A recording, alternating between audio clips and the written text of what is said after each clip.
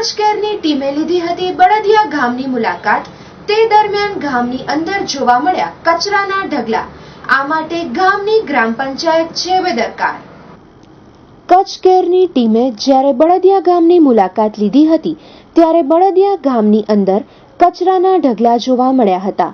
બળદિયા ગામ એ એવું ગામ છે જેનો ગુજરાતમાં પણ નંબર આવે છે।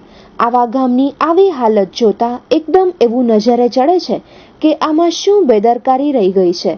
ગ્રામ પંચાયતને ખરેખર ધ્યાન દેવાની જરૂર છે તો કચરાના આ મોટા ઢગલાઓ સાફ થઈ શકે।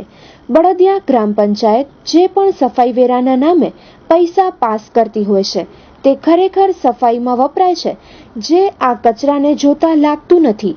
તો ખરેખર તે પૈસાનું શું થતું હશે? ગ્રામ પંચાયતને ખરેખર ધ્યાન દેવાની જરૂર છે તો કચરાના આટલા મોટા ઢગલાઓ જે પડ્યા છે તે જલ્દીથી જલ્દી સાફ થઈ શકે। તો ખરેખર આ પૈસાનું ગ્રામ પંચાયત શું કરતી હશે તે તો જોવા જેવું જ રહ્યું।